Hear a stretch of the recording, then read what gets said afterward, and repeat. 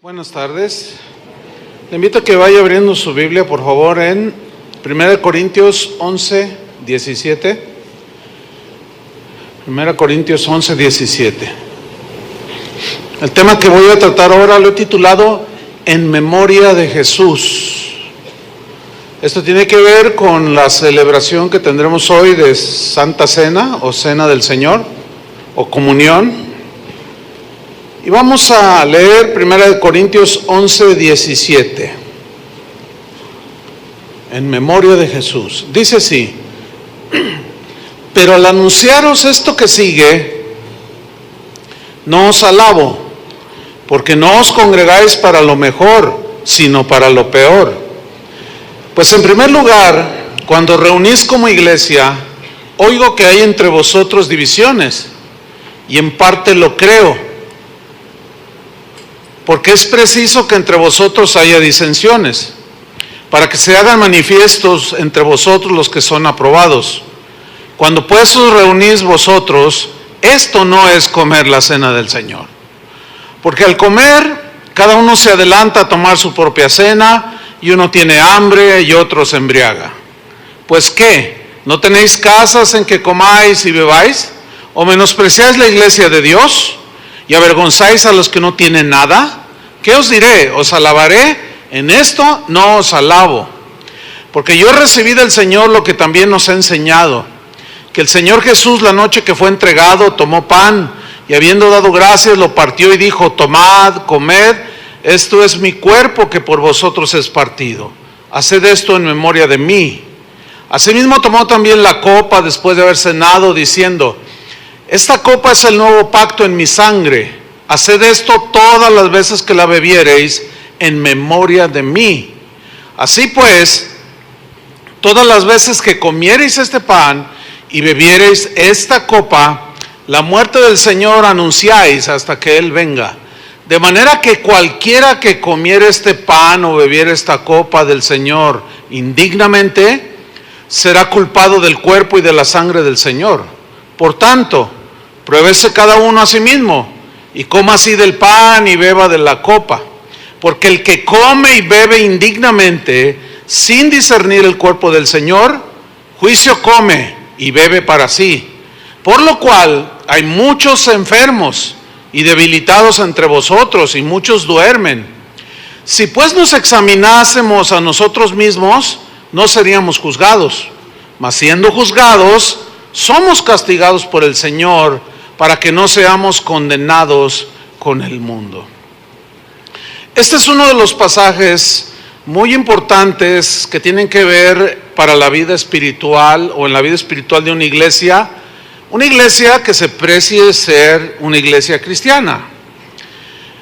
Los corintios eran cristianos, habían recibido el evangelio, pero algo pasaba en sus vidas que no maduraban, se quedaban en un estado de infantilismo, de niñez espiritual, y eso los llevaba a que por su misma inmadurez se generaran en medio de ellos muchos problemas, divisiones, pleitos, partidismo. No, mi predicador favorito es Pablo. No, que Apolos.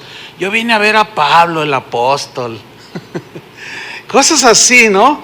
Pero ellos habían llegado al extremo, los corintios, de cometer abusos en una celebración que era algo tan sublime y solemne, que era celebrar y recordar al Señor comiendo el pan y bebiendo del jugo de la vid.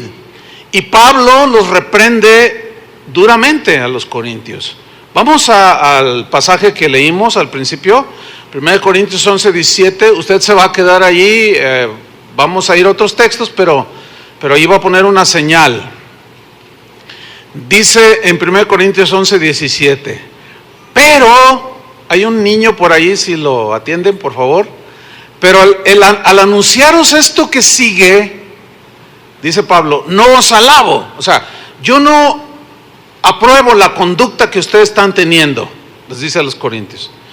Porque no os congregáis para lo mejor, sino para lo peor.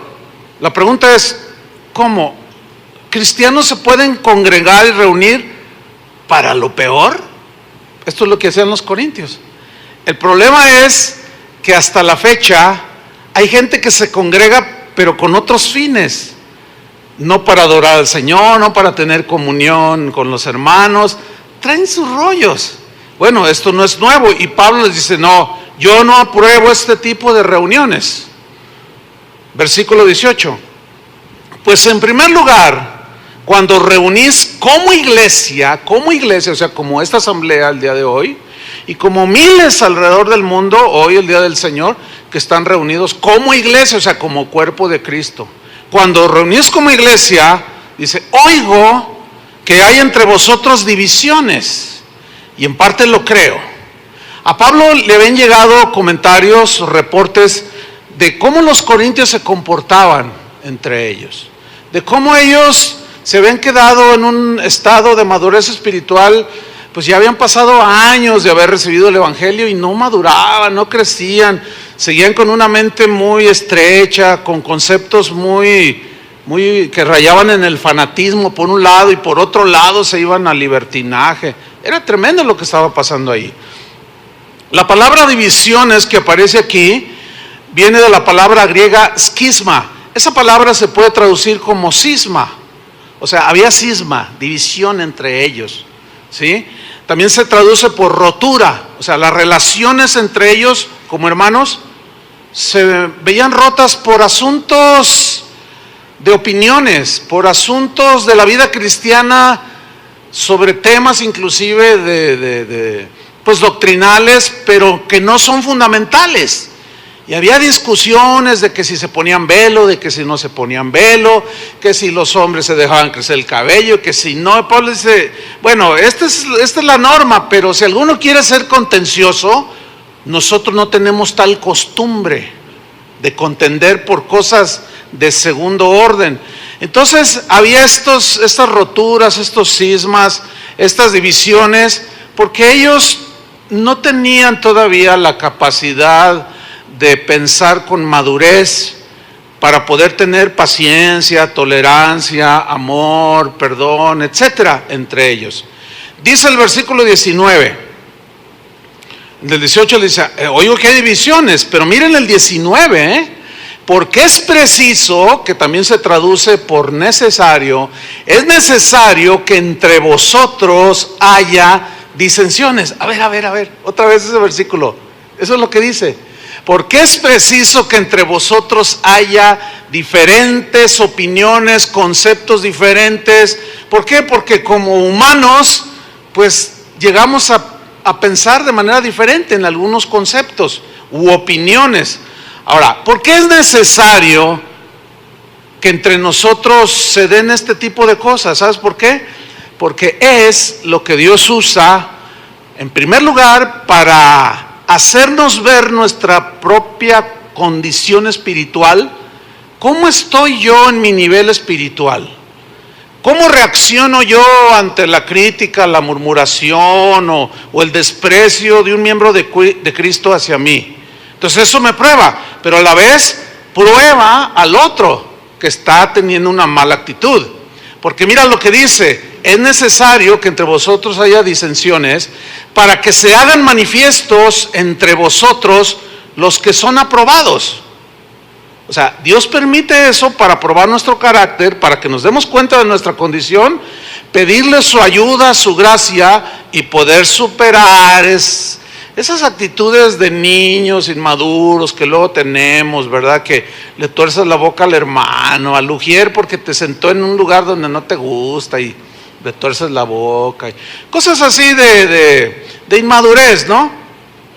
Este versículo en la versión en lenguaje sencillo se lee así, dice así: todo esto tiene que pasar para que se vea quiénes son los verdaderos seguidores de Cristo. Esa traducción como que está más clara, ¿no? Para que se vea quiénes son los verdaderos seguidores de Cristo. Porque se supone, escrituralmente, nos deja ver eso, se entiende que un cristiano debe dar frutos ¿de qué? De paciencia, de misericordia, ¿sí? Ser tolerante, ser amoroso, perdonador, ¿sí o no? Entonces, cuando hay una situación, fíjate, la Biblia, hay algunos cristianos que piensan y se asustan y pegan el grito en el cielo cuando suceden situaciones en una iglesia, y no, pero en la casa de Dios no deberían de suceder. Fíjate que la Biblia no dice que no deben de suceder. La Biblia es más dice que es necesario que sucedan para poder Dios tratar con nosotros y que maduremos. Entonces, cuando algunos traen esta idea, no sé de dónde, de que no debería haber situaciones de este tipo, entonces cuando ven algo, dicen, no, ya me voy, aquí no hay amor, aquí esto, y empiezan a juzgar, pues como niño. Pablo decía, cuando yo era niño, hablaba como niño, pensaba como niño, y juzgaba como niño, pero cuando maduré y crecí, entonces ya dejé lo que era de niño.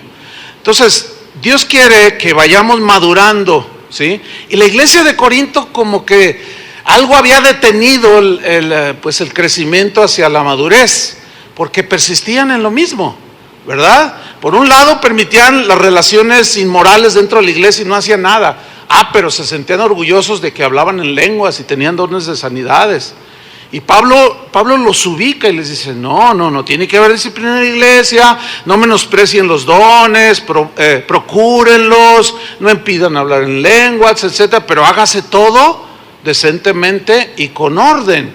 Dice, y cuando hay divisiones entre ustedes, problemas, situaciones, tienen que tener la capacidad, tienen que llegar a la madurez de saberlos resolver entre ustedes.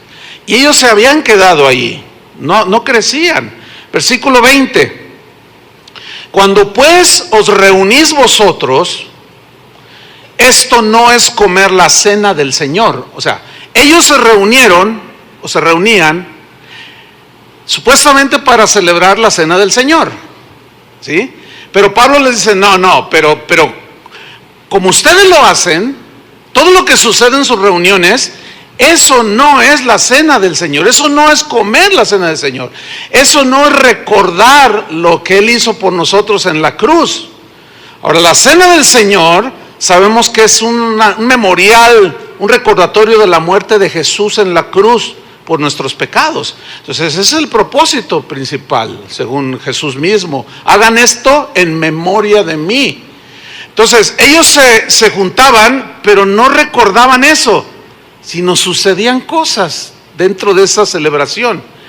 Y había tres situaciones que Pablo trata aquí en el versículo 21 y 22 en adelante. Estaban involucrados los ricos de la congregación, gente no tan rica o gente pobre, y otro segmento que estaban ahí, pero que de alguna manera habían adoptado pues filosofías, qué sé yo, maneras de pensar que los volvieron libertinos. Hacían lo que querían. Y dice Pablo en el versículo 21, porque al comer, o sea, habla de la reunión que ellos hacían, porque al comer cada uno se adelanta a tomar su propia cena y uno tiene hambre. Escuche bien esto. Era una costumbre habitual el reunirse para celebrar comiendo. Después de la cena del Señor, ellos comían. Había reuniones en que los griegos practicaban en la que cada participante de la reunión aportaba una parte de comida, después la juntaban y esa comida era para todos podían comer de allí. Lo que hoy diríamos, vamos a tener un convivio de traje. O sea, yo traje pozole, yo traje tortas ahogadas, el otro día un hermano me dice, ya investigué todo eso, ya sé lo que es el pozole, ya sé lo que son tortas ahogadas, como es muy de aquí, entonces ya no tengo que explicar. Entonces llegaban, cada quien llevaba de traje, traían y comían y convivían. Esta costumbre de convivir y repartir la comida, llevando cada quien, era una costumbre de los griegos, pero los cristianos adoptaron esa costumbre. Y ellos llamaban a sus reuniones fiestas agape o fiestas de amor cristiano, que lo juntaban con la celebración de la cena del Señor. Entonces todos los miembros de una congregación decían, el pastor decía, vamos a recordar al Señor, vamos a hacer un memorial, y ellos ya sabían, vamos a recordar al Señor, entonces todos traían comida. Pero en ese punto en el que Pablo escribe esta carta, los corintios ya habían perdido totalmente el significado y el propósito de la cena del Señor. Sus diferencias entre ellos, no, que el hombre no puede tener el pelo largo, no tiene que cortárselo, que la mujer no se corte el pelo, no, que tiene que se lo corte, que el vestido no sé cuánto, y se peleaban, se agarraban, en fin, eran bastante serios. Yo la verdad digo, ay, esa iglesia, ¿quién sería el pastor? Ni siquiera lo nombra, porque como que no se sentiría muy orgulloso de tener una iglesia así. Pero en este caso había, digamos, 3 segmentos en la congregación que se vieron involucrados aquí, y eran los ricos, eran los pobres o los no tan ricos, y un grupo muy especial que eran los libertinos, los que decían, no es malo esto, no es malo adulterar, no es malo fornicar, no es malo emborracharse, no, que ya Él pagó por nuestros pecados. Esos estaban metidos ahí en la iglesia. Entonces Pablo dice, fíjate, en el versículo 21, porque al comer cada uno se adelanta a tomar su propia cena y uno tiene hambre. ¿Qué significa? Que los ricos, que llevaban mucho, como tenían diferencias con aquel, y a lo mejor era un pobre de la congregación, como se juntaban y compartían, entonces por eso Pablo dice, cada uno se adelanta y se come su propia comida. O sea, no comparte. Y los pobres, que lo sabía, se quedan con hambre y no tienen que comer. Y Pablo dice, ¿qué cosas están pasando entre ustedes? ¿Cómo es posible que estén pasando estas cosas? Entonces, ahí estaban los ricos viviendo en un egoísmo. El egoísmo ya los había atrapado. Pero también los pobres tenían su orgullito, Más de uno, sin duda, que decía, no necesito tus tortas. Yo tengo a mi Dios que me suple, y estaba muriendo de hambre, ¿no?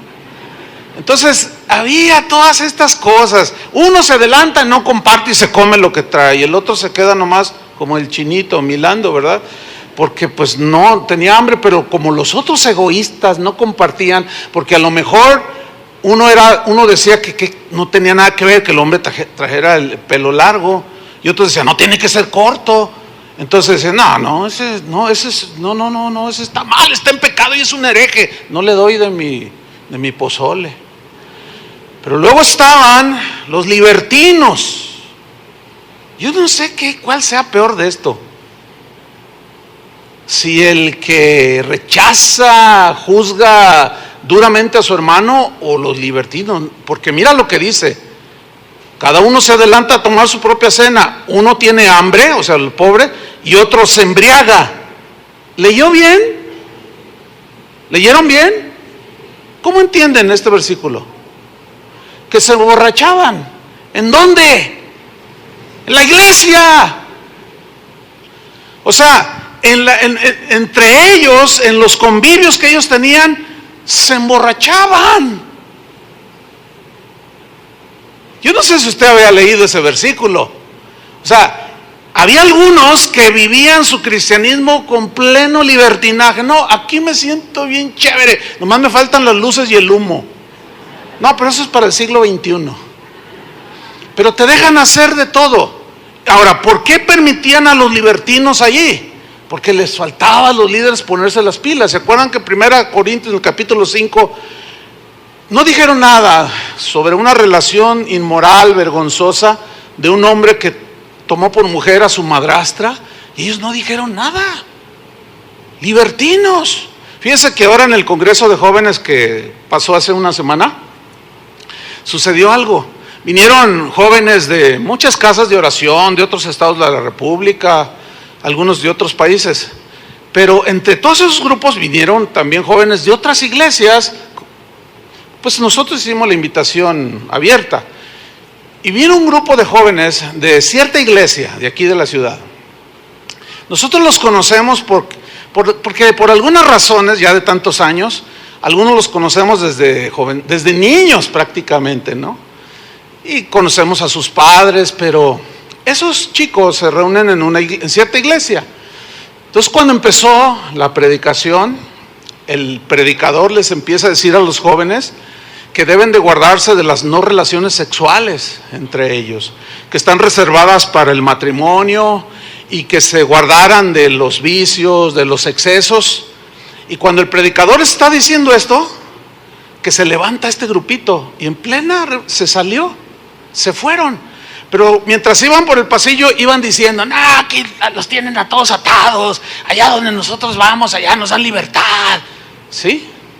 Algunos jóvenes que también los conocen ahora, que los han invitado así, pues que se conocen por los años. Conocemos muchos cristianos en la ciudad, pero cuando se reúnen, hay algunos jóvenes aquí que han sido testigos de que ese grupo se emborrachan en sus reuniones. Y los pastores, bueno, pues me imagino que eran primos de los corintios, no lo sé, porque les permiten libertinaje. Y Pablo dice: no, ok, hay disensiones, hay este tipo de cosas, pero ¿cómo sobrellevar eso? Los ricos menospreciaban a los pobres no se quedaban atrás, los libertinos juzgaban a los que querían caminar con el Señor en santidad. No, aquí la libertad que Cristo ganó para nosotros, nosotros no queremos ser religiosos. Qué difícil es todo esto. Versículo 22, Pablo sigue su amonestación y les dice: pues ¿qué? Dice: ¿no tenéis casas en que comáis y bebáis? Le dice: o menospreciáis la iglesia de Dios. ¿Quién es la iglesia de Dios? Todos los que hemos sido lavados con la sangre de Cristo. Esa es la iglesia. La forman todos los creyentes en cualquier parte del mundo, de todas las denominaciones cristianas, que han sido lavados por la sangre de Cristo. Ahora, aquí dice, menciona la palabra menospreciar. ¿Por qué menosprecias la iglesia del Señor? O sea, ¿por qué se menosprecian unos a otros? ¿Sí? Mire, en la actualidad las iglesias han adoptado sistemas como de mercadotecnia. En realidad es eso, son sistemas, principios de mercadotecnia. Uno de ellos es que dicen que la primera impresión que tú causes en tu negocio, etcétera, pues va a determinar la venta. Sí, entonces algunos dicen: no, pues hay que, mira, la primera impresión es, vamos a poner luces de colores, vamos a pagarle aquí, y todo un escenario tipo Televisa, ¿no? Tipo TV Azteca. Entonces los músicos, pues acá bien chévere vestidos, ¿no? Acá bien juveniles, Entonces, no, pues llega la gente y se apantalla así, la imagen, ¿verdad? Con esas perspectivas o esos principios de manejar una iglesia, ha llevado en muchas partes del mundo al grado de que cuando seleccionan los sugieres, por ejemplo, hasta los entrenan y les dicen cómo hacerlo. Escogen a las hermanas más bonitas de la congregación, y si están güeritas, pues mejor, ¿no? Si tienen ojo azul, pues ni se diga. Si parecen Barbies, pues ni se diga. Hombres atléticos, así bonitos, pues todo acá, para que cuando llegue la gente diga: ¡wow, qué tremendo aquí! Pero ¿será eso la iglesia del Señor? Fíjese, aquí hace años tuvimos a una ujier precisamente. Una hermanita que tenía una discapacidad en una pierna, su pierna derecha. Ella usaba una plataforma como de 2 pulgadas. Y obviamente cuando ella caminaba, cojeaba. Hacía esto siempre, ¿no? Pero aparte de esa discapacidad que ella tenía una enfermedad en su piel que le brotaban granos. Entonces su aspecto y su condición no la calificaba o no la califica como servidora en una iglesia del siglo XXI. Porque obviamente que, pues, imagínate que te reciba alguien así, ¿no? Todo, pues así como que, ¿no? Pero la Biblia que es nuestra guía de conducta y de cómo gobernar la iglesia y de cómo llevarla en los caminos del Señor, nos dice que no debemos menospreciar a nadie. Y una vez Toño Ortiz dio el anuncio que se necesitaban servidores, y esta hermana se presentó. Ni me preguntó Toño, ni me preguntó los que dirigían en ese tiempo los Ujieres, ni me preguntaron, oye, ¿la recibimos? Porque ya sabían lo que yo les iba a decir. Ni me preguntaron, porque pues ya tenemos los principios bien sólidos. Y ella fue recibida.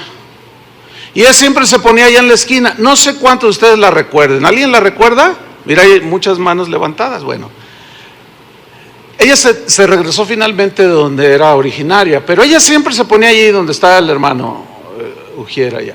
Entonces yo siempre entro por ese pasillo y siempre la saludaba.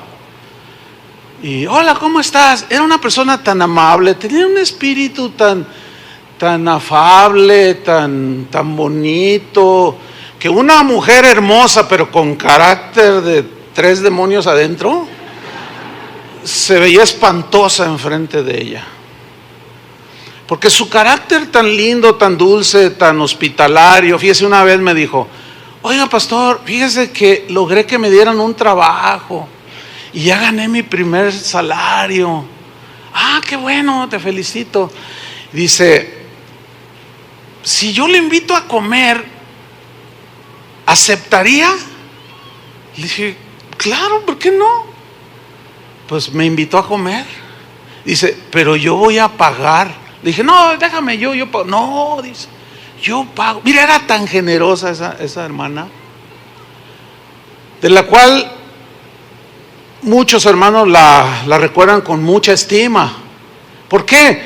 Bueno, la casa del Señor no debe de haber esto, aunque había hermanitos que no faltaban, como en los Corintios, que pues así como que, ay, ¿verdad? Yo no sé por qué una vez alguien me dijo, ¿por qué la tiene allí, luego a la entrada? Está bien que sirva, pero es que, hermano, la imagen, ¿no? Entonces uno tiene que ser paciente con todos estos hermanos, porque tú los ves y dices, este es un niño espiritual, y a tu niño que es inmaduro, pues no le das un putapié y lo corres de tu casa, ¿verdad que no? Lo vas educando, lo vas llevando en la educación. Entonces tiene uno que ser paciencia. Pero una iglesia en la que sigan existiendo aún a través de los años distinciones sociales, raciales, económicas, y que haya problemas constantes por temas secundarios, no fundamentales, pues es una iglesia infantil, inmadura, que tiene que ir creciendo. Desgraciadamente esta inmadurez lleva a la intolerancia, ¿verdad? Enfatiza en cosas que son secundarias, ¿verdad? No, como por ejemplo, mire, una vez una señora, y esto ocurre seguido, te juzgan muy ligeramente, y es según la apariencia, como decía Jesús. Oiga, pastor, y lo dice, lo voy a reprender, y fíjate, me reprendió, así entre comillas, no, lo voy a reprender, lo voy a enfrentar. A ver, pues dígame, ¿qué pasó? Dice, ¿cómo es posible que ustedes, dice, acepten mujeres impúdicas en casa de oración? Ay, caray, ¿cómo mujeres impúdicas? Sí, mire, como aquella que está allá. Y me señaló a una señora, en mi vida la había visto. Bueno, traía una blusa, pues así, con los hombros descubiertos, la espalda descubierta. Yo le dije, pues mira, yo no la conozco, seguramente es la primera vez que viene. No, pero que no sé qué, ¿cómo es posible? Y usted está tolerando el pecado. Entonces, tenía celo la hermana por la prudencia en el vestir, pero le faltaba algo, le faltaba misericordia, le faltaba paciencia. ¿Me estoy dando a entender? Fíjese, le voy a contar una historia verdadera. Sucedió en una iglesia en los Estados Unidos, un domingo como este. El predicador empezó a predicar, como a los 5 minutos, así como ahorita está lleno el auditorio, había una que otra silla por allí vacía, y los Ujieres metieron a una mujer que venía, su vestimenta pues, no era prudente, de una mujer prudente, y sí venía con una minifalda y bueno, en fin, ustedes entienden. Y la sentaron entre la segunda y tercera fila, así cerquita. Entonces cuando el predicador, que era un pastor invitado en esa congregación, dijo: siento en mi espíritu que el Señor me está moviendo a cambiar mi mensaje. Y empezó a decir: esas mujeres impúdicas que parecen prostitutas. Y la miraba la señora. Y que no sé qué, y que la santidad a Jehová. Y sí es cierto, o sea, es la casa del Señor y tiene que haber prudencia. ¿Están de acuerdo con eso? Pero a este le salió el celo. Y la estuvo agrediendo y agrediendo y agrediendo y agrediendo.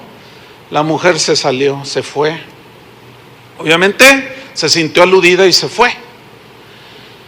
Bueno, al otro día sale una noticia de que una prostituta se había suicidado. ¿Quién creen que era? Era la mujer que había entrado a la iglesia.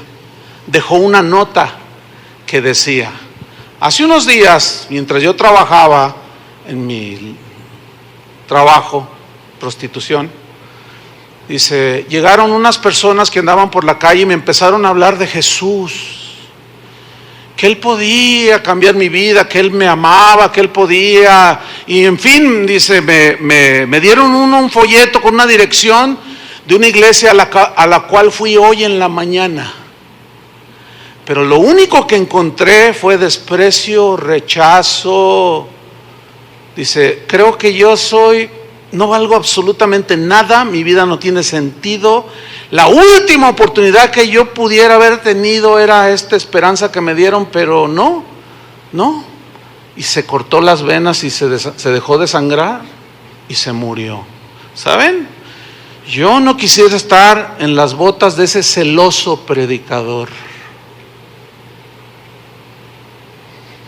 Porque es verdad, la mujer cristiana tiene que vestirse con pudor y decencia, así dice la Biblia. Pero ¿cómo? ¿Qué vamos a hacer? ¿A poner allí a Toño Ortiz? A ver, no, usted no, órale, a ver, no, usted sí, usted no, usted, o sea, ¿cómo? ¿Qué vamos a hacer? Cuando yo estaba en la preparatoria, había una chica que traía faldas hasta acá y era de una religión, de una iglesia de tantas que hay. Y ella nos invitaba eventualmente pero yo le decía, no, pero pues acá estamos, es lo mismo. Decía, no, es que acá la palabra de Dios, pero fornicaba con 4 o 5 ahí del salón. Entonces, ¿cómo está el asunto? Bueno, los corintios así estaban. O sea, no sabían juzgar, no sabían discernir, y de pronto les salía el celo fanático, ¿entienden? Así como de, no, aquí las cosas son así. Y no permitían otro concepto. Entonces, fíjense, un sabio en la antigüedad dijo, tener celos sin llegar a ser un fanático es una señal de la verdadera madurez espiritual. O sea, hay que tener celo por las cosas de Dios. ¿Están de acuerdo conmigo? Pero tenemos que saber ubicar lo que es de segundo orden o de segunda importancia dentro de una iglesia, que no son verdades fundamentales. Las verdades fundamentales tienen que ver con la divinidad de Jesús, la Trinidad, su concepción virginal, nació de una virgen, que son verdades fundamentales. La resurrección, Cristo resucitó. Pero dentro de todo eso hay otro entendimiento, y en eso coincidimos todos los cristianos, pero tenemos diferencias en diferentes conceptos que no tienen que ver con la salvación, que no agreden la divinidad de Jesús, que no agreden las verdades fundamentales del cristianismo. Y de esto, hermanos, la inmadurez provoca muchas agresiones. Precisamente por la inmadurez, no se tolera, cada quien se quiere salir con la suya, en fin. Una vez yo estaba en un evento y estaba predicando con otros 2 pastores y después de yo dar mi primera enseñanza, uno de ellos, que es amigo mío de casi 30 años, muy apreciable, amigo, hermano, me dijo, oye Chuy, dice, tú dijiste esto, pero ¿me permites hacerte una corrección? Claro, le digo, mira, te faltó esto y tienes que considerar este punto acá y acá. Le dije, oye, tienes razón. Le dije, oh, no, pues gracias. Me faltó aplicarme allí para tener un concepto más acertado en un principio ahí de la Biblia. No, gracias, le dije. No, de nada, me dice. Pero después él, en su predicación, él estaba tocando cierto punto y él dijo, les voy a decir algo, en la Iglesia Católica nadie puede encontrar la salvación, dijo así. Entonces yo me quedé, y cuando terminó, le dije, oye, no pienses que te la estoy devolviendo, pero es la verdad. ¿Por qué? Me dice. Le digo, es que tú dijiste que en la Iglesia Católica nadie puede encontrar la salvación. Claro, me dice, está llena de ídolos. Y empezó, ¿no? Entonces yo le dije, oye, pero no te has puesto a pensar que todos los reformadores, absolutamente todos, Lutero, Zwinglio, Calvino, todos eran sacerdotes católicos. ¿Y dónde encontró Lutero la salvación? Y se queda así y dice, ay, no lo había visto así. Le digo, bueno, mi estimado, lo que pasa es que la salvación no está en una iglesia o en una organización, está en Cristo. Y Cristo está donde le clames, ahí está. Y puede ser en Sodoma y Gomorra y ahí está Él, esperando a que le clames. Y lo hizo así, y se quitó los lentes y dijo, ¿sabes qué? Jamás lo había visto así. Gracias, me dice, por aclararme ese punto.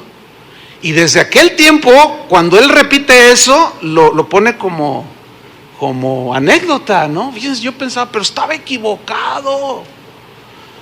Ahora, el querer salirse con la suya, con lo que yo creo, es lo que provoca problemas. ¿Entienden? Y así estaban los corintios.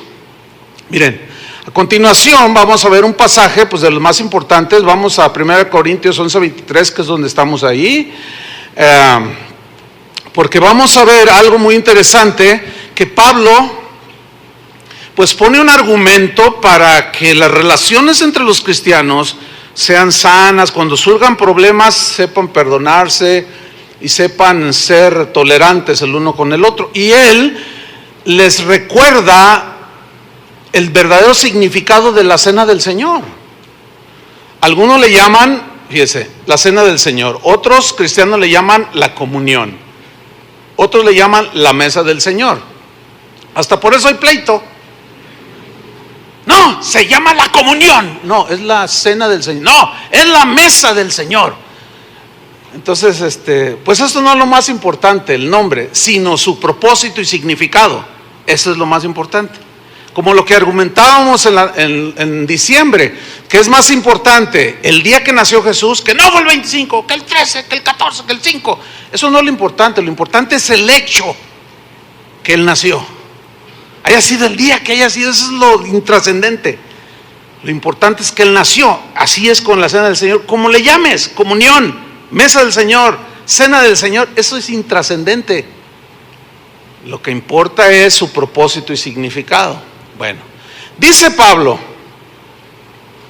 porque yo recibí del Señor, acuérdense que estamos leyendo corrido, Él les está pues llamando la atención y corrigiendo de todas sus cosas que hacían.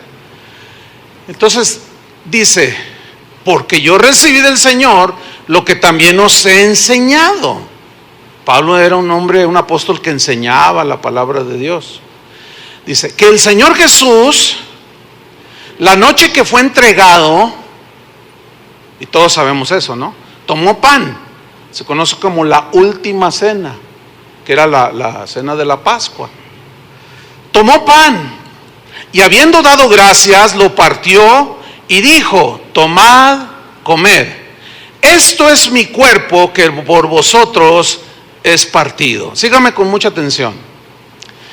Dentro del cristianismo, mire, el cristianismo está compuesto, según las estadísticas, por aproximadamente 2.200 millones de cristianos o que creen en Cristo. 2.200 millones de los casi 7.000. Bueno, De esos 2.200 millones de cristianos, 1.200, esto lo hacen los que hacen las estadísticas, 1.200 millones son católicos. ¿Cuántos quedan? 1.000. De esos 1.000 millones de cristianos, 800 millones lo conforman las denominaciones cristianas que surgieron de la Reforma protestante, que llamaríamos luteranos, presbiterianos, metodistas, casa de oración, iglesia bautista no sé qué, o sea, todas las iglesias como esta. Somos 800 millones de cristianos, ya llevamos 2.000 millones. Los otros 200, allí incluyeron a los testigos de Jehová, bueno, a los mormones y a otros grupos más pequeños, que no se consideran estrictamente cristianos porque ellos niegan la divinidad de Jesús, dicen que tú puedes ser Dios igual que Él, o sea, cosas rarísimas, que sí son herejía. Bueno, dentro del cristianismo, no voy a incluir a los 1.200, sino a los 800, aunque es inevitable incluir también, entonces somos 2.000 millones. Escúcheme bien, sígame con atención. En esos 2.000 millones de cristianos hay por lo menos 3 interpretaciones distintas en cuanto a lo que Cristo quiso decir cuando Él dijo, esto es mi cuerpo, cuando tomó el pan. El número 1, un sector cree que el vino y el pan realmente se convierten en el cuerpo y en la sangre de Cristo. Y esto, sabemos, es la doctrina católica, que se conoce como transubstanciación, que aseguran que cuando el sacerdote consagra el pan y el vino, se vuelve literalmente en la carne y la sangre del Señor. Bueno, esa es una interpretación de ellos. Y tú dices, no, pero no, ok, dejamos ahí el asunto. Pero, entre los 800 millones... Cuando se inició la Reforma protestante, que Dios movió ahí para rescatar pues la palabra de Dios, ¿sabe usted que los reformadores del siglo XVI tenían diferentes interpretaciones sobre el significado de esto es mi cuerpo? Lutero creía una cosa, Melanchthon creía otra cosa, Calvino creía otra cosa. Unos creían que el pan y el vino estaba Cristo, pero solamente de manera espiritual, no literal. Y ahí ya hay una diferencia con la primera interpretación, ¿cierto? Pero y bueno, se peleaban, se agarraban y cada uno gritaba y se desgañitaba queriendo tener la razón. Y de ahí salieron 2, 3 pleitos y 2, 3 derramadas de sangre, O sea, también hay que ser bien honestos en esto, La Reforma protestante no crean que era de puros santos y las reacciones fueron de mucho amor. No, nos sacaron la espada en ocasiones. Si no crees como yo, sopas. Desterraban gente, en fin, es toda una historia. Pero dentro de estos, hay otros que creían que el pan y el vino eran solamente símbolos del cuerpo y de la sangre de Cristo. Bueno, esto es lo que nosotros creemos, que solamente son símbolos de su cuerpo y de su sangre, que son, Jesús obviamente estaba hablando metafóricamente. ¿Por qué? Porque este es nuestro argumento, porque Él no tenía 2 cuerpos cuando estaba allí presente. Él tenía el suyo, que era de carne y hueso, y en su mano tenía un pedazo de pan, ¿sí? Es como cuando Él dijo, yo soy la puerta, entonces vámonos sobre esa puerta y vamos a hacer cosas de enfrente de la puerta. Se entiende que no. Cuando Él dijo, yo soy la vid, bueno, vamos a donde está una vid y decimos, mira, ahí está Cristo. ¿Verdad que no? Entonces, ese es el argumento. Ahora bien, nosotros creemos así, pero escúcheme, yo no llamaría herejes a algunos cristianos que tienen sus denominaciones, que creen que sí está Cristo, pero simbólicamente. Yo no puedo, aunque ellos nos llamen a nosotros herejes. Ahora, ¿cómo llegar a ese punto? Les explico. A través de los años, que vas aprendiendo a distinguir de lo fundamental de lo secundario. Entonces, te agreden y te dicen, te calumnian. Y ahora con el internet, no, pues ni se miden, los hermanos son despiadados.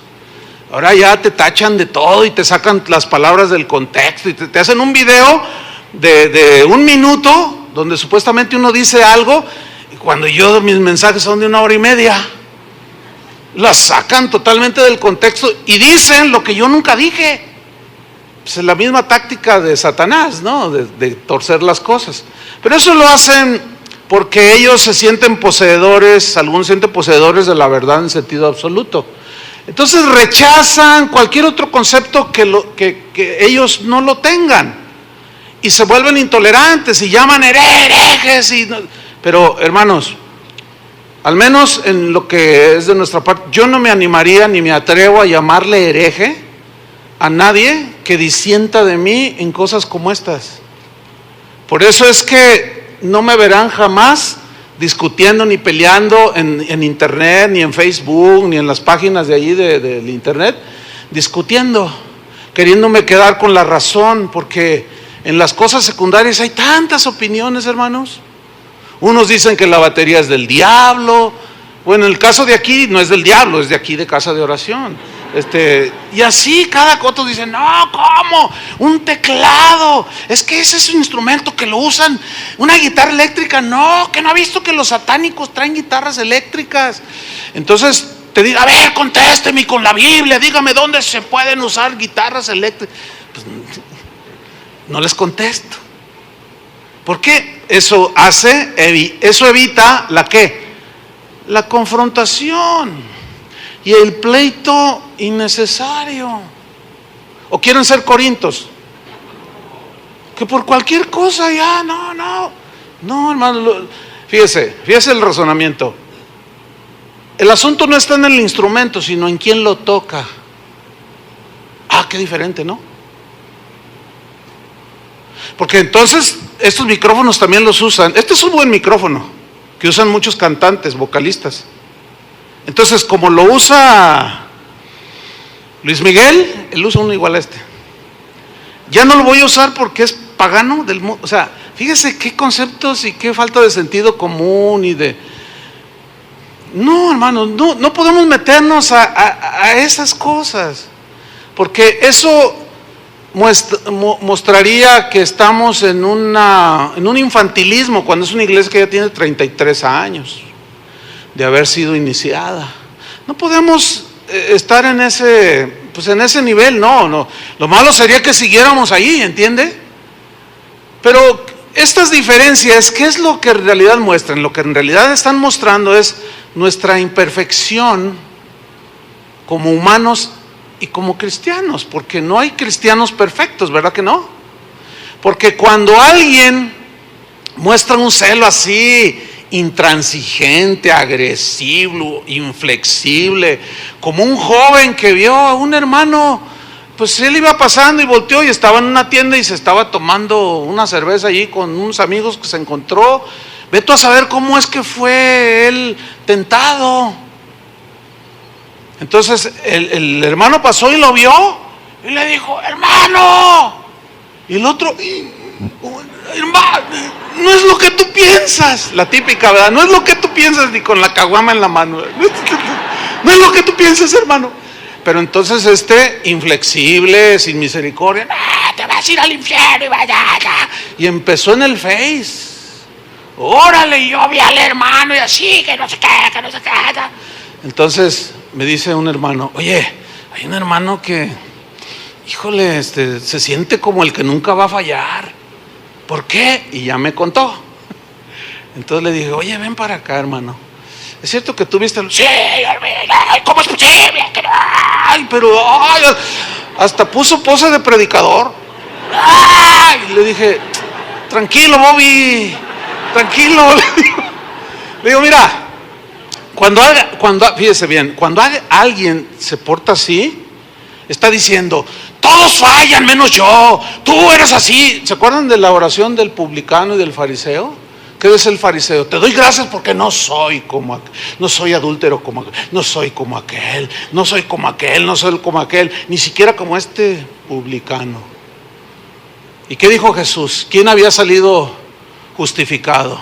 el publicano, porque se arrepintió. Entonces, cuando alguien tiene una actitud así férrea, inflexible, de no sé, todo que nos queréis santidad a Jehová y debemos de guardar con sed, es como que estuvieran diciendo: yo nunca me equivoco, yo nunca voy a fallar, yo seré un santo, pero todos los demás sí se van a equivocar, deberían de ser como yo. ¿Hay un cristiano perfecto? Ninguno. A ese ya se le olvidó la misericordia que recibió.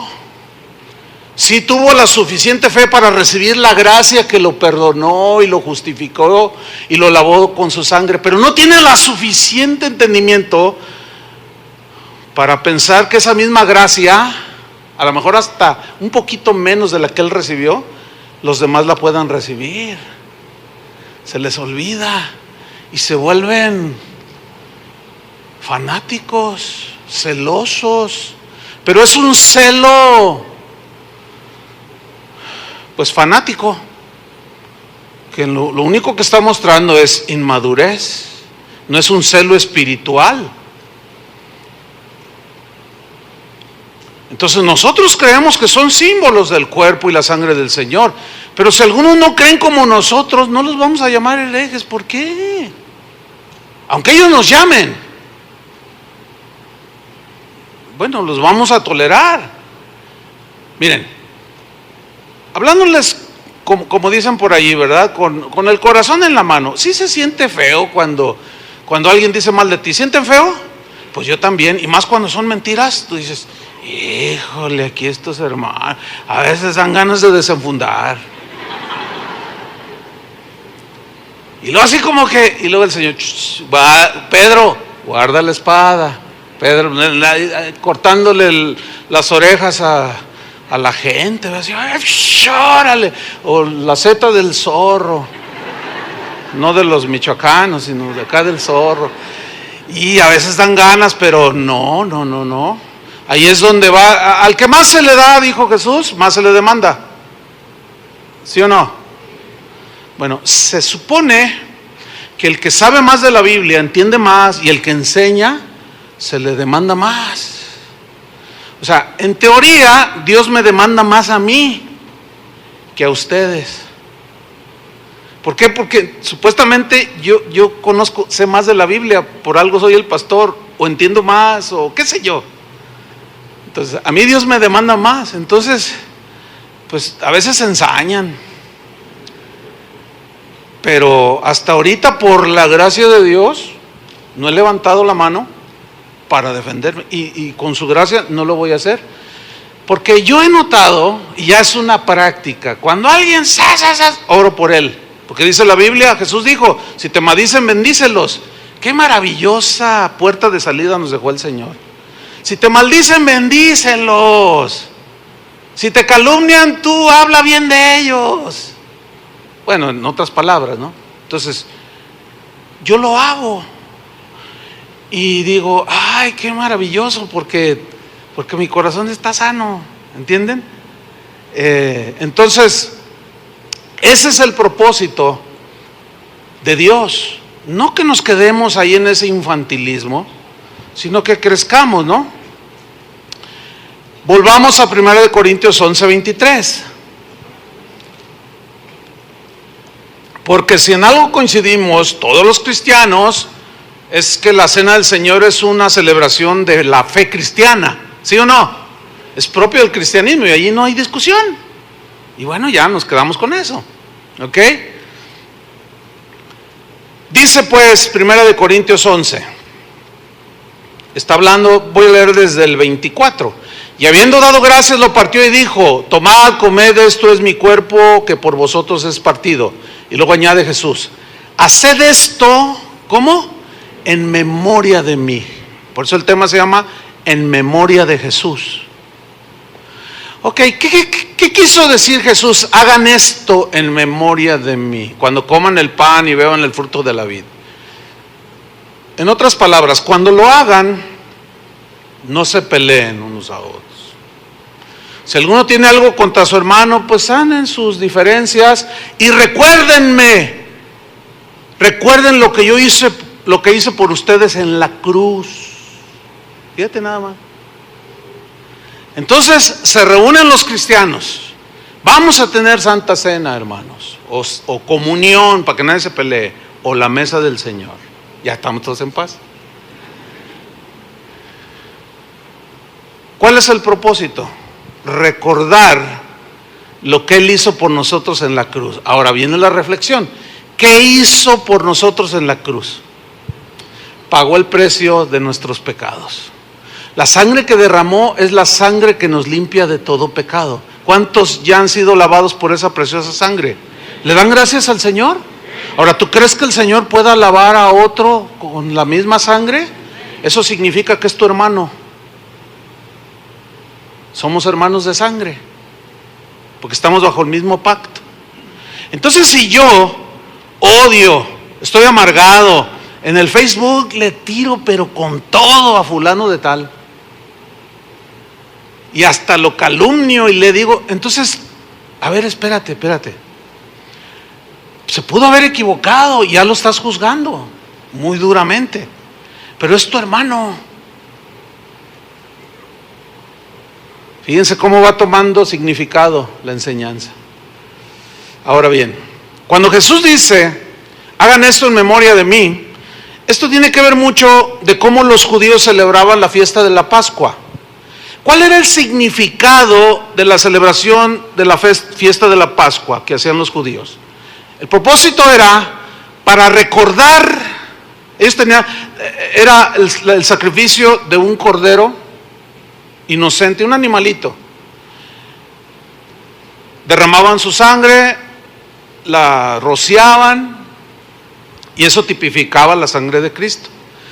Pero el propósito de celebrar para los judíos el Cordero de la Pascua era recordar su salida de la esclavitud de Egipto.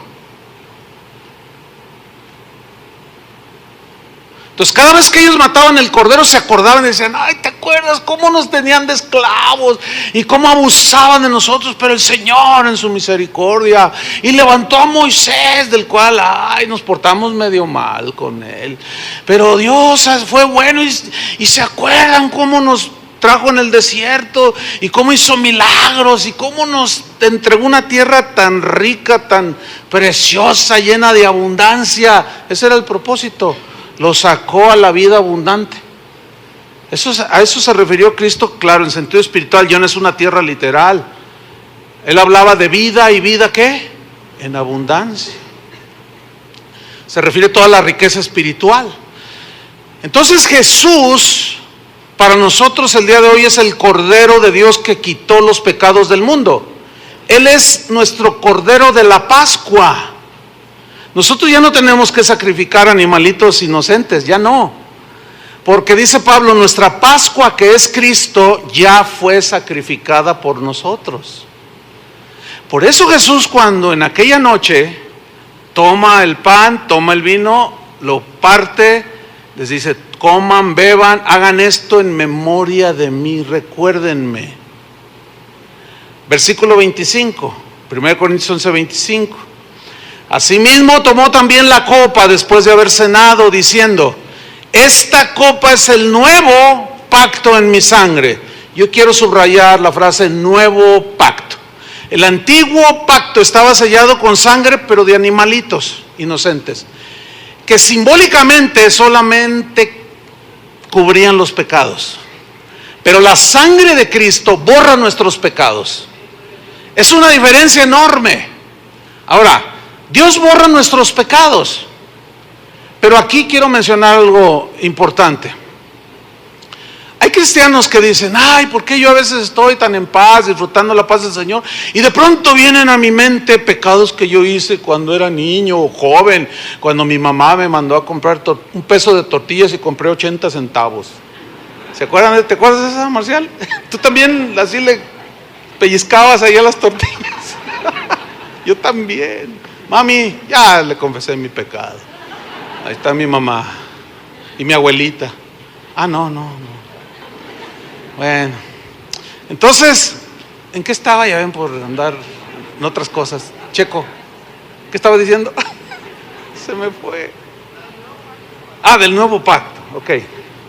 De cómo vienen a nuestra memoria cosas que hicimos cuando estábamos niños o jóvenes o antes de conocer a Cristo. Y te afliges y dices, ay, Señor, pero ¿por qué no se me olvida? Nunca se te va a olvidar. ¿Sabes por qué? ¿O para qué? Para que nunca se te olvide lo que Cristo hizo en la cruz por ti. Que cuando lo recuerdas en la cena, te acuerdas de todo lo que hizo por ti. Dios, como Dios, es el único que tiene el poder de olvidar. De manera que si tú vas y le dices, Señor, ay, me siento tan mal cuando recuerdo cuando era niño que me mandó mi mamá a comprar un peso de tortillas y compraba 80 centavos y el Señor te dice, ¿de qué estás hablando? Señor, tú bien sabes. No, yo no me acuerdo. Porque dice la Biblia que Él dice, no me acordaré más de sus pecados y borraré sus pecados. O sea, ya no existen. Pero ¿por qué en nuestra memoria sí existen? Sí están ahí, aunque ya son perdonados, para que no te olvides de dónde te sacó. Y para que cuando veas a alguien que comete los mismos, o a veces peores, y a veces no tan peores de los que tú cometiste. Eso es lo terrible de muchos cristianos, que antes de conocer a Cristo cometimos terribles pecados, pero otros, porque hay de pecados a pecados, tú los ves y los juzgas, no, se van a ir al infierno, y ya, y te pones una actitud así como que hasta se gozan porque se van a ir al infierno los demás. Ya se te olvidó. Cuando alguien tiene una actitud así, ya se le olvidó la gracia que recibió. Por eso es bueno, hermanos, recordarlo. Esta sangre del nuevo pacto, o este nuevo pacto, fue sellado con la sangre de Cristo. Ya no fue con sangre de animalitos inocentes, sino de un cordero inocente, que fue el mismo Hijo de Dios. Y por Él tenemos entrada al lugar santísimo. ¿Cuántos le dan gracias? Ahora, vamos al versículo 26, 1 Corintios 11, 26. Así pues, dice, todas las veces que comiereis este pan y bebiereis esta copa, la muerte del Señor anunciáis hasta que Él venga. Fíjate, este es otro propósito. Estás diciendo, Cristo murió por nosotros. Pero aquí en esta parte, todas las veces que comieres este pan, bebieres esta copa, también ahí los cristianos solemos pelearnos, porque algunos dicen, la cena del Señor se debe de celebrar cada semana. Otros dicen, cada que nos reunimos. Y le dicen, no, está bien cada semana. No, a mí el Señor me reveló que cada semana. Y luego sale otro, no, es cada mes. Cada primer domingo de cada mes, a mí el Señor me mostró. Y luego sale otro y dice, no, ustedes están mal, es una vez al año. Porque los judíos celebraban una vez al año el Cordero de la Pascua. Eso es más bíblico que lo que ustedes están diciendo. Pero la Biblia no dice nada al respecto. Dice, las veces que lo hiciereis. El problema está cuando yo quiero imponer las veces y obligue a que todos lo hagan como yo entiendo, o como yo creo, o como yo opino. Eso genera disensiones, divisiones y problemas. Ahora, los que son miembros de casa de oración por años saben que no tenemos un día así, hoy lo vamos a... No, ya teníamos un buen tiempo que no celebrábamos la cena del Señor. Pero algunos al final de la reunión le van a dar gracias al Señor porque no la habíamos celebrado, porque algunos ya estarían muertos. ¿Qué está diciendo el pastor? Ahí les va. Síganme allí en Corintios versículo 27. Dice así, de manera que cualquiera que comiera este pan o bebiera esta copa del Señor indignamente. ¿Qué es tomar la cena del Señor indignamente? Es comer del pan, beber del vino y tener pecados en tu corazón. pecados no confesados, estar en pleito con tu esposa, con tu esposo, odiar a aquel porque te fraudió, estar, por ejemplo, en pecados como adulterio, ¿sí? Y dicen, que al cabo el Señor es amor, y eso es tomar la cena del Señor indignamente. Ahora seguimos leyendo. De manera que cualquiera que comiera este pan o bebiera esta copa del Señor indignamente será culpado del cuerpo y de la sangre del Señor. Eso significa que será contado con los que mataron a Jesús. Porque dice que cree, pero sus hechos dicen lo contrario. Dice el versículo 28, por tanto, pruébese cada uno. Fíjate, cada uno. Aquí ya es de manera individual. ¿Por qué cada uno y no todos en asamblea? Sino de manera personal, cada uno. Pruébese cada uno a sí mismo y coma así del pan y beba de la copa. Ahora bien, ¿qué significa probarse aquí? Significa examinarse a sí mismo. ¿Qué? Pues ¿cuál es tu condición espiritual en estos momentos?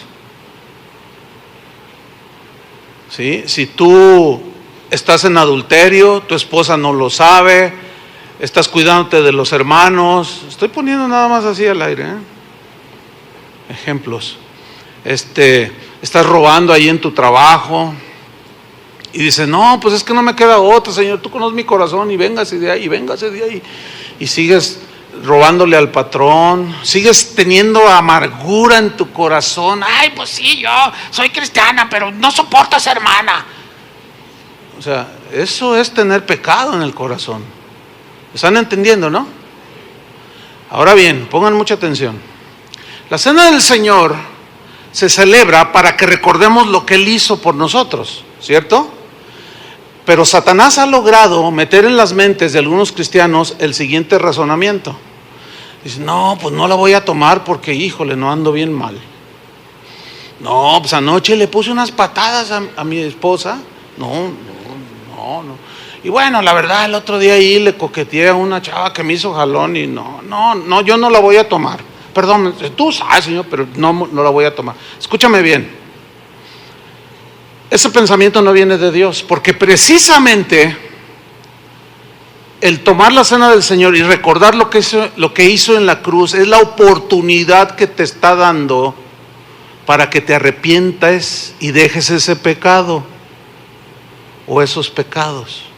Ayer, después de esta explicación, y la di todavía más enfática, al final se levantó un hermano, al final se me acercó un hermano y me dijo, ay pastor, yo tengo 25 años de cristiano, y la iglesia, dice, aquí tengo 5 años, pero duré 20 años, donde, ay hermano, dice, la verdad, era muy seguido la cena del Señor, pero hasta ahorita lo entendí. Nunca nos explicaron. Dice, ¿sabe qué? Ahora entiendo por qué me ha ido en la vida así. Y ¿sabe qué? No tomé la cena del Señor. Le dije, ay hermano, ¿qué no oíste la enseñanza? No hermano, es que yo maltrato a mi esposa, y empezó a confesarme sus pecados. Le digo, a mí no me los confieses. Pero desaprovechaste la oportunidad para arrepentirte, pedirle perdón al Señor y recordar y tomar en memoria de Él. Gracias Señor, ayúdame a cambiar. Ayúdame a tratar mejor a mi esposa, ayúdame a ser más honesto, ayúdame, qué sé yo. Hermano, no se dejen engañar por el enemigo. Ahora, si hay alguien aquí que no es cristiano, o sea, no ha entregado su vida a Cristo, no puede tomarlo. Sin embargo, puede aceptar a Cristo. Puede entregar su vida ahora, pedirle al Señor que de corazón, que te perdone tus pecados. Y si en los momentos en que estamos nosotros celebrándola, tú vas a saber, porque tú supiste cuando naciste de nuevo, ¿sí o no? También los demás van a saber. Ahora, si tú dices, ya voy a seguir, exagerados, Dios es amor, yo tomo, lo voy a tomar. Cuidado, porque mira lo que dice aquí. Versículo 29, porque el que come y bebe indignamente sin discernir el cuerpo del Señor, juicio come y bebe para sí. O sea, comes juicio, ¿de quién? De Dios, y bebes juicio. Ahora, aquí la clave es sin discernir el cuerpo del Señor. Acuérdense que el contexto era las divisiones, los problemas de unos con otros. Discernir el cuerpo del Señor es considerar. ¿Quién es el cuerpo del Señor? La iglesia. ¿Cómo está tu relación con los demás? Porque si tú lo haces de manera indigna, estás comiendo juicio y bebiendo juicio. Y las consecuencias están en el versículo 30. Por lo cual hay muchos enfermos y debilitados entre vosotros, y muchos duermen. 3 tipos de consecuencias. Número 1, por comer indignamente, con pleitos en el corazón, con calumnia, con pecado en el corazón, muchos se enfermaban físicamente. Puede ser, no lo aseguro, puede ser que sea la situación de algunos, que la última vez que tomaron la cena del Señor, tenían cosas en su corazón, amargura o pleitos o críticas, calumnias. Todavía no se muevan los sugieres yo hasta que yo les diga, así para que no distraigan. Entonces, tú lo tomaste de manera indigna, sin discernir. Y puede ser que esa enfermedad que nomás te dan de todo, ya probaste hasta la rama de pirul y nomás nada te hace.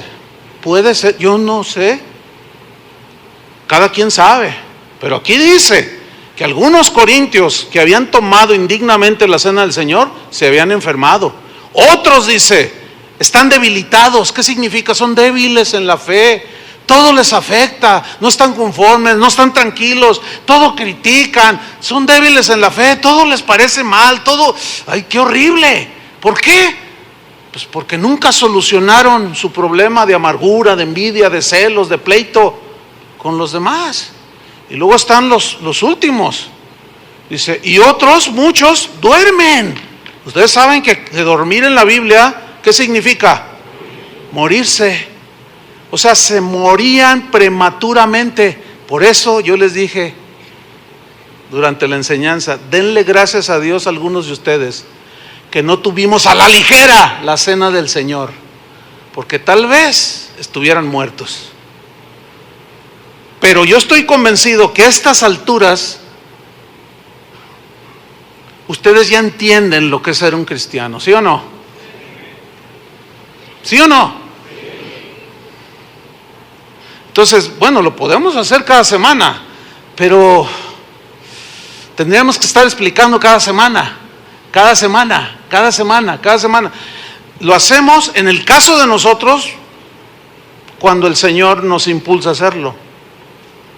Porque algunos nos encaraban, algunos de ustedes. Oiga, ¿sabe qué? Una vez una señora, yo me voy de aquí, pastor. ¿Por qué, hermana? ¿Qué pasó? Esta no es una iglesia cristiana.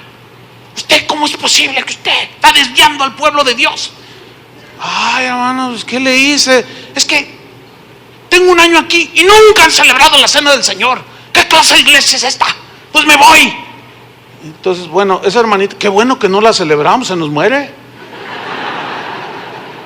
Con esa actitud tan arrogante, prepotente y grosera, la toma y a lo mejor se muere. O cuando menos se enferma, o por eso es así de débil y de fanática y de intolerante. No, hermanos, ahora entiende un poco mejor. Por eso finalmente dice, si pues nos examinásemos a nosotros mismos, es hacer lo que cuando iban a la doctrina, cuando eran niños, ¿se acuerdan? Un examen de conciencia, ¿se acuerdan de eso? Vamos a hacer un examen de conciencia. Eso significa examinarse a nosotros mismos. ¿Qué tenemos que hacer cada uno? Examinarnos a nosotros mismos. Dice, si pues nos examinásemos a nosotros mismos, no seríamos juzgados por Dios de que nos enfermáramos, nos debilitáramos o nos muriéramos prematuramente. Mas siendo juzgados, o sea, nuestros pecados, nuestras actitudes, reconocemos, somos castigados por el Señor, o sea, Dios nos va a disciplinar para que no seamos condenados con el mundo. ¿Qué prefieren, la condenación del mundo o la disciplina del Señor? La disciplina del Señor. Y aquí termino con esto, examinarse a sí mismo. Déjeme contarle esto y procedemos. Hace como mes y medio, hermano, todavía no estaba en nuestro corazón celebrar la cena del Señor. Generalmente yo soy de buen sueño. Ese es un don que Dios da, es un regalo de Dios. No todos pueden conciliar el sueño. Yo duermo bien, gracias a Dios. Yo digo, mi conciencia está limpia, está tranquila, yo duermo a gusto. Pero cuando me despierta el Señor, en algunas ocasiones, sé que Él me quiere decir algo. Y hace como mes y medio, me dormí como a las 12 y como a las 3, así sin sueño, ¡toing!, desperté y dije, ok, Señor, a ver, y empecé a orar. Y me dice, necesitas arreglar cuentas con algunos que tú has ofendido. Y yo le dije, ¿yo, Señor, a quién? Y luego me dice, escribe. Entonces yo agarré mi iPad, ¿verdad? Pues ya casi no se usa. Entonces pues saqué ahí en notas, ¿verdad? ¿Qué hago? Dice, mira, vas a hacer una lista, así como lo oyen. Vas a hacer una lista de aquellos a los que tú has ofendido y les tienes que pedir perdón. Llegó el momento de pedirles perdón. Yo dije, ¿pero a quién, Señor? Escribe, me dice. Y así como uno saca las fotos en su celular y en el iPad, que luego las tomas y luego, mira, tengo unas fotos bien bonitas, y le haces, ¡toing! Algunos se les salen las fotos, ¿eh? ¡Toing! ¡Toing! Hagan de cuenta que el Señor tomó su iPad y me dijo, mira, este es el primero, ¿lo ves? Cuando lo vi así, o sea, Él me está hablando a mí en la lista, y luego me dice, como que sacó su iPad, 1, 2, 3, 4, 5, y yo, por aquí, pensé que yo había ofendido. Hay que empezar por el primero, ¿no? Y le dije, Señor, con este, dice, mira, cuando yo te dije que lo reprendieras, me obedeciste y lo hiciste, pero lo hiciste de la manera incorrecta y violaste 2 principios míos. Yo dije, sí es cierto, es verdad.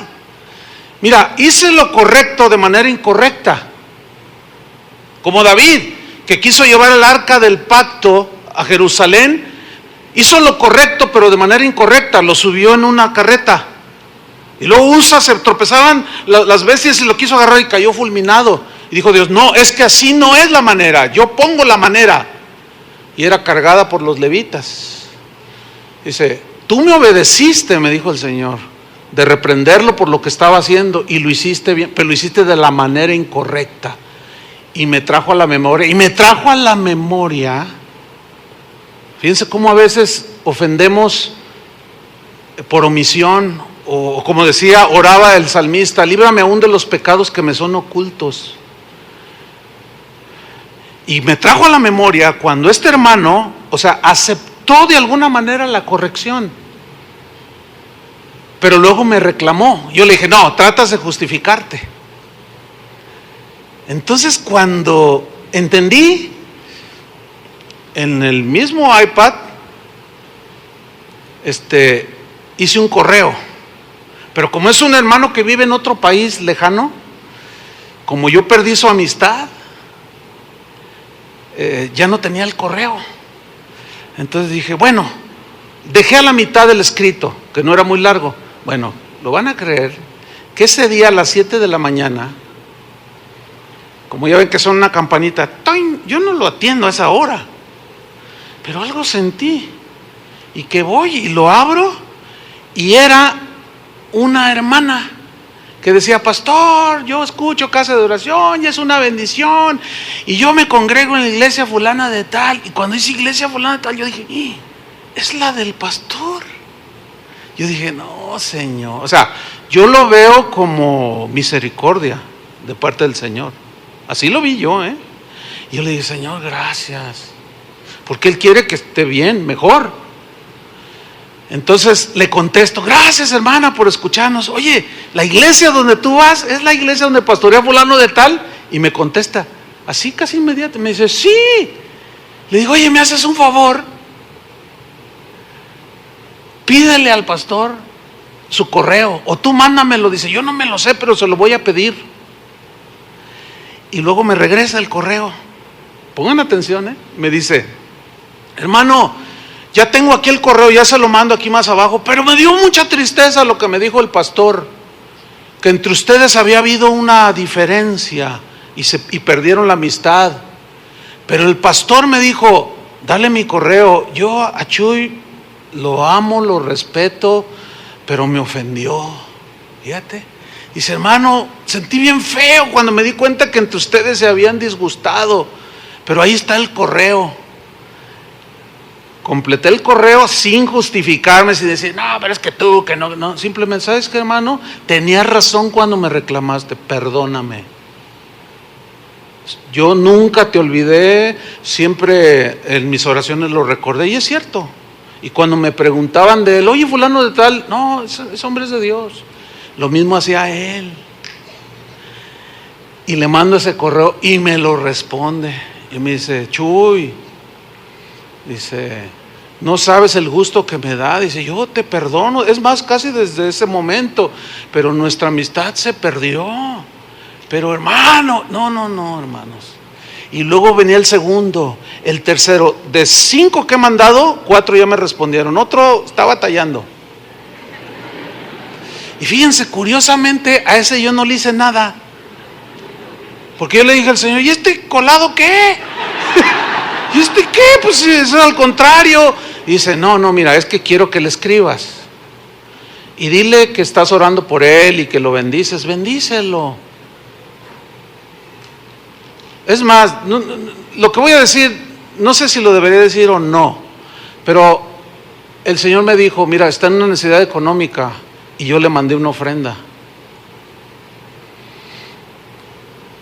Así. No me ha respondido. Yo sé que está batallando, pero yo soy paciente. Pero mañana le voy a volver a... Ojalá esté escuchando esto. O sea, yo no tengo nada en contra de él. Bueno, déjenme decirles, esto abundó más la paz, pero todavía me faltan 5. Pero yo ya le pedí perdón al Señor, ¿entiende? Y bueno, en eso estoy, porque hay que saber el tiempo, hay que saber el momento. Entonces, imagínate tomar la cena del Señor recordando lo que Él hizo por mí, que lo puede hacer por todos. Eso me está llevando a mí, al paso de los años, a ser más paciente, más tolerante, pues generoso, qué sé yo, con misericordia. No sé, pero Dios está haciendo algo. Ese es el propósito de la cena del Señor. ¿Entendieron el mensaje?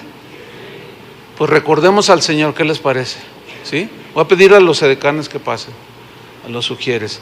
Van a tomar ustedes un pedacito de pan. Nosotros pues hemos simplificado. Sería el colmo que alguno dijera: es que esto no es bíblico, era una sola copa. Bueno, ¿de qué tamaño sería la copa? ¿La del Atlas? ¿Cuál? O sea, no, hermanos, o sea, son vasitos así pequeños, o sea, sean pacientes, tolerantes. No es el pan así cortado, pero es un pedacito de pan. Lo que importa que es el memorial. Amén. Entonces van a pasar delante de usted. Usted va a tomar un pedacito de pan mientras nos dirigen en unas alabanzas de adoración. No pierda la atención. Puede estar en un momento de examinación de cómo están sus relaciones, cómo está su vida. Y en ese mismo espíritu, ahorita en unos minutos más, vamos a recordar lo que Jesús hizo en la cruz por nosotros. Amén. Entonces ahí, por favor, repartan todo. También que pasen a repartir acá